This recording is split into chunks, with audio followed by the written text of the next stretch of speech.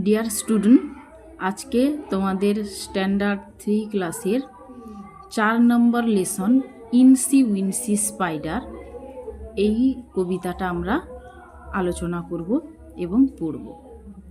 এসো দেখি কবিতাটা।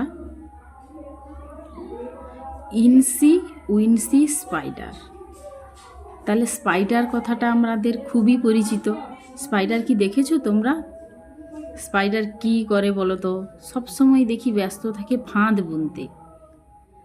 সেই মাকড়সা যে আমরা ঘরে দেখি, সেই মাকড়সাগুলিকে কি বলে? স্পাইডার বলে। স্পাইডারকে এখানে কি নামে আমরা জানছি? যে ইনসি উইনসি স্পাইডার। তাহলে স্পাইডারটার নাম কি? ইনসি উইনসি। মনে রাখবে এইটা, যে স্পাইডারটার নাম কি? ইনসি উইনসি। ইনসি উইনসি মাকড়সা। এবার কবিতায় কি আছে না, ইনসি উইনসি স্পাইডার মানে ইনসি উইনসি নামে একটা মাকড়সা climbed up the water spout. Climbed মানে আমরা কি জানি? ক্লাইম্বড মানে কি? উঠছিল বা উপরে চড়ে যাওয়া বলা হয়।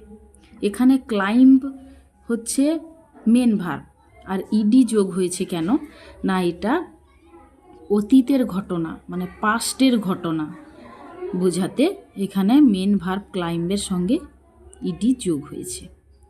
তাহলে ক্লাইম্বড আপ মানে উঠেছিল। দি ওয়াটার স্পাউট মানে কোথায় না, জল নিকাশির নালায় উঠেছিল। Down came the rain. Down came the rain মানে বৃষ্টি নেমে এলো। তাহলে বৃষ্টি নেমে আসাকে কি বলে? Down came the rain. And washed the spider out. এবং কি করলো না, মাকড়সাকে ধুয়ে বেরিয়ে চলে গেল।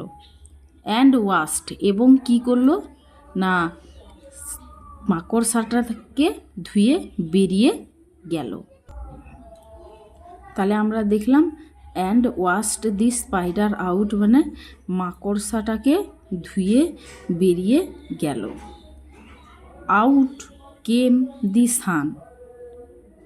সূর্য উঠল মানে সূর্য এতক্ষণ উঠছিল না, কিন্তু মেঘে এখন সূর্যটাকে আমরা দেখতে পেলাম। এখানে দেখতে পেলাম মানে পেয়েছিলাম। কাম কেম কাম, এখানে ভার্বের ভি2 ফর্ম ইউজ করা হয়েছে পাস্ট টেন্সের জন্য। কেম আউট মানে বেরিয়ে এলো, যেন মেঘ থেকে বেরিয়ে এলো। আউট মানে বাইরের দিকে, তাহলে মেঘ থেকে যেন মেঘে ঢাকা ছিল, মেঘ থেকে বাইরে বেরিয়ে এলো। আউট কথাটা এই রকম অর্থে ব্যবহার করা হয়েছে এখানে। যেরকম আছে and washed the spider out, তাহলে কি করলো? এবং মাকড়সাটা যে জল নিকাশি বেয়ে উঠছিল, কি হলো?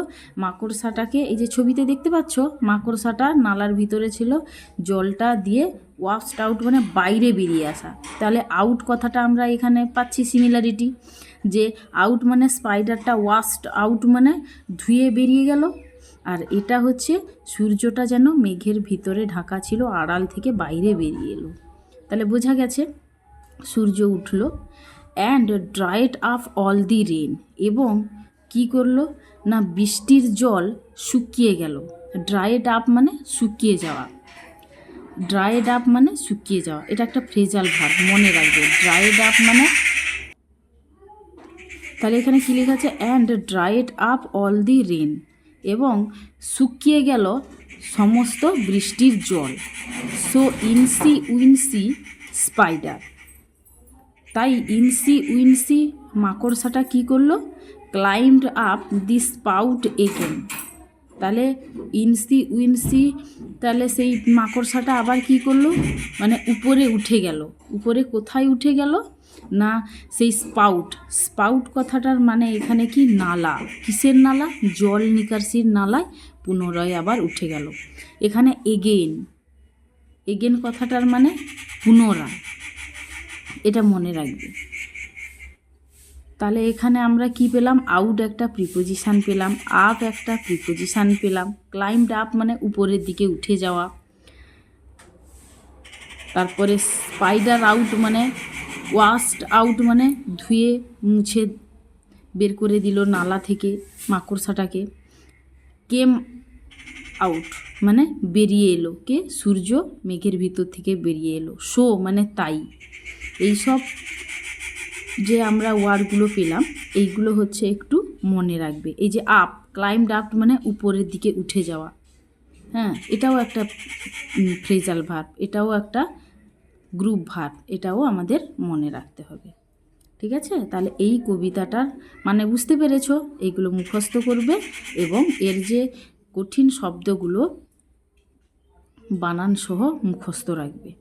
এইটা হচ্ছে কবিতাটার মেন। কবিতাটার অর্থ হচ্ছে যে ইনসি উইনসি মাকড়সা কী করলো, নালায় উঠেছিল, বৃষ্টি এলো এবং বৃষ্টি আসার ফলে মাকড়সাটা জল নিকাশির ভিতর থেকে ধুয়ে বেরিয়ে এলো, আবার সে পুনরায় ওঠার চেষ্টা করছে। তাহলে এটা থেকে একটা শিক্ষণীয় বিষয় পাই আমরা, যে কোনো কিছু একবার ব্যর্থ হয়ে গেলে আমরা থেমে থাকবো না। একটা বড় ধরো অঙ্ক কষছি, অঙ্কটা আমরা করতে পারছি না, তাহলে সেটা কি করব, আবার চেষ্টা করব, দিলে অবশ্যই হবে। তাহলে মাকড়সার থেকে আমরা এটাই শিখলাম, কি শিখলাম? কোনো কিছু কাজ একবারে ব্যর্থ হলে আমরা থেমে থাকবো না, আমরা দ্বিতীয়বারের জন্য আবার পুনরায় শক্তি সঞ্চয় করে সেই কাজটা সম্পূর্ণভাবে সাফল্য পাওয়ার জন্য চেষ্টা করব। বুঝতে পেরেছো? ঠিক আছে, এই কবিতাটা মুখস্থ থাকলো, মুখস্থ করে আসবে। যদি কোনো ওয়ার্ড বুঝতে অসুবিধা হয় তাহলে আমাকে জিজ্ঞেস করবে। That's all.